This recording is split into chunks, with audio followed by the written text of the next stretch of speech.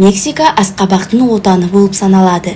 Ежелгі уақытта асқабақтан тағамдар дайындалып қана қоймай, ыдыс-аяқ пен түрлі тұрмыстық заттар жасалған. Сіздермен сіздің денсаулығыңыз арнасы. Видеоны соңынан дейін көріңіздер. Каналға қолдау білдіріп, лайк басып, подписка жасап, комментарий қалдыруларыңызды сұраймын. Видео ортасында асқабақтың адам денсаулығына тигізер пайдасы жайлы айтатын боламыз. Асқабақ әртүрлі елдердің тағамдарында кеңінен қолданылады. Асқабақ қайнатылады, қуырылады, сорпа, компоттар мен салаттар дайындалады, пирогтар пісіріледі, маринадталады. Асқабақ тұқымында пайдалы майлар, ақуыздар, шайырлар, органикалық қышқылдар, С, В1 дәрумендері және каротин бар.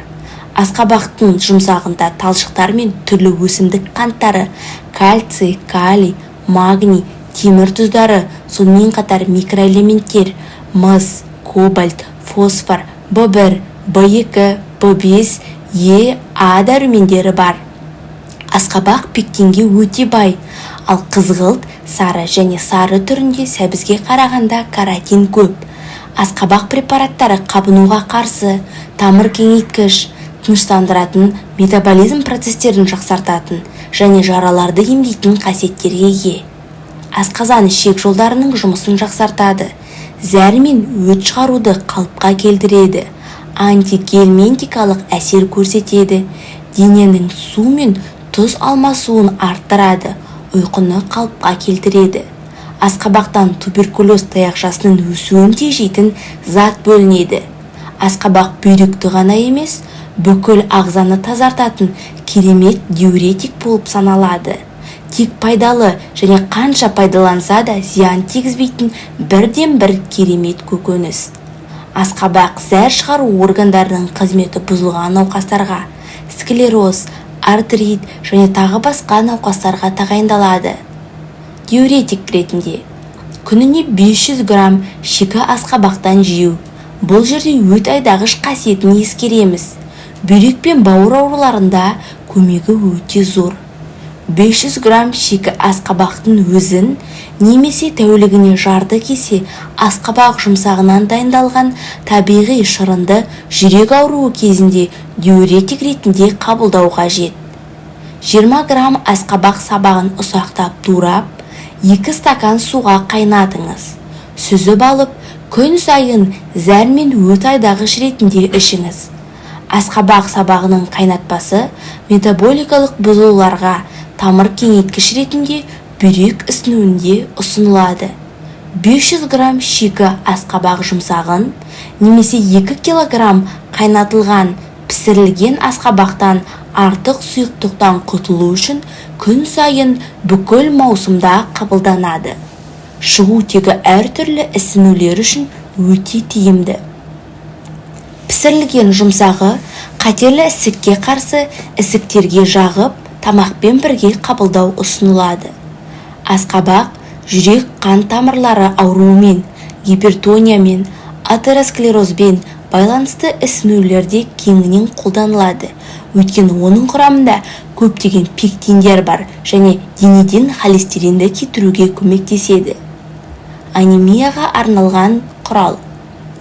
Асқабақ май мен қантпен сүтте дайындалған күріш, тары немесе жарма ботқасы қосылған қоспаларға қосуға тағайындалады. Өт қабының жұмысын арттыру үшін тоқ ішектегі қабыну процестерін жеңілдету қасиетіне байланысты асқабақ холецистит пен ангиохолит, пиелонефрит, жедел және созылмалы цистит, уретриттің кейбір түрлерінде ұсынылады.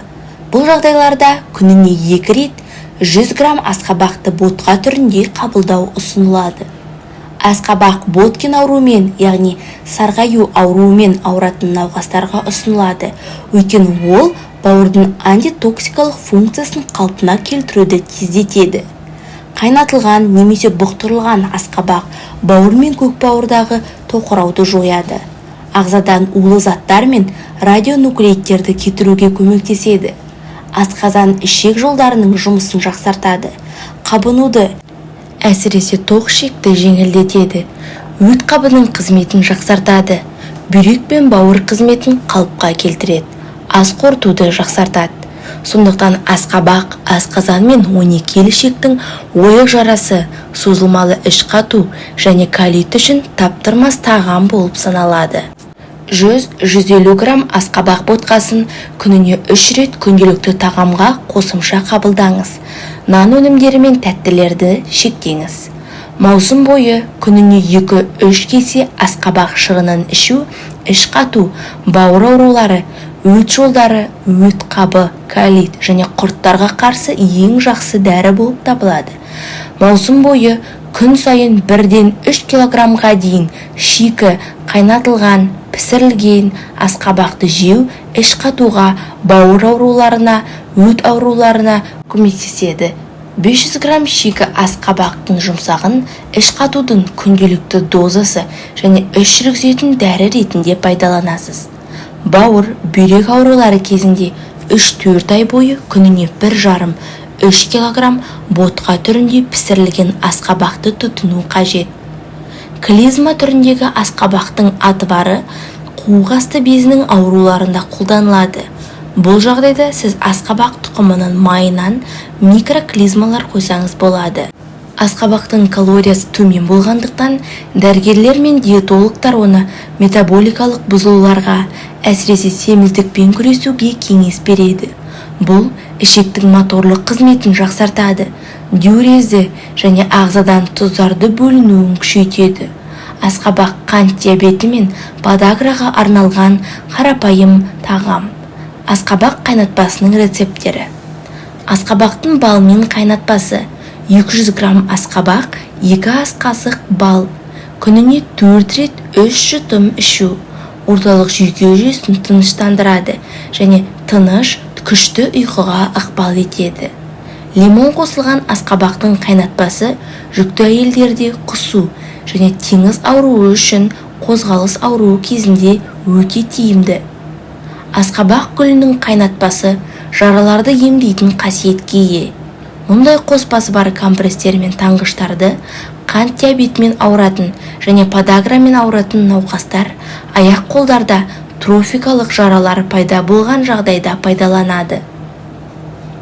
Асқабақ жұмсағының қайнатпасы әртүрлі ауруларға, сондай-ақ кез келген жастағы сау адамдарға профилактика ретінде пайдалы. 150-200 грамм майдалап туралған асқабақ жұмсағын жарты литр су құйып 10 минут қайнатыңыз. 30 минутқа қойып қойыңыз және оны сүзіп алыңыз. Күніне 3-4 рет 1 стакан сұйықтықтан ішіңіз. Әйелдер асқабақты косметикалық мақсатта қолдана алады және үйде тиімді бет маскаларын жасай алады. Майлы теріге арналған тазартқыш маска.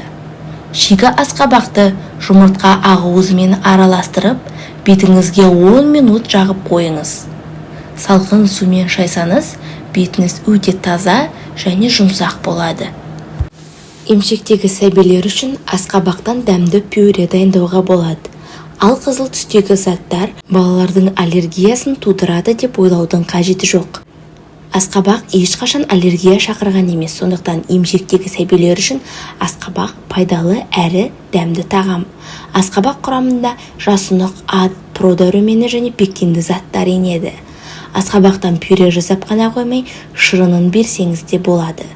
Асқабақ шырыны сәбіз немесе алма шырынымен керемет үйлесім табады. Артық салмақтан арылтатын қасиеті бар асқабақты қыста жиі пайдаланған жөн. Сан түрлі дертке шипа болатын асқабақтың елімізде 13 түрі өседі. Дәрігерлер күнделікті ас мәзіріне асқабақтан жасалған тағамдарды міндетті түрде енгізу қажеттігін айтады. Әсіресе қыс айларында жиі тұтынған жөн, себебі ол ағзаға күш, қуат береді. Егер ыстық суға күйіп қалсаңыз, денеңізде бірден асқабақтың ұлпасын тартыңыз. Артық салмақтан арылып, сымбатыңызға көңіліңіз толмаса, асқабақ диетасын ұстауға болады, ал оның дәнегі жүйке жүйесін тыныштандырады. Дәнектің құрамындағы мырыш есте сақтау қабілетін жақсартып, мидың қызметін реттейді. Сіздермен болған сіздің денсаулығыңыз арнасы қазақша каналға қолдау білдіріп, лайк басып, подписка жасап, комментарий қалдырып кетулеріңізді сұраймыз. Сау болыңыздар.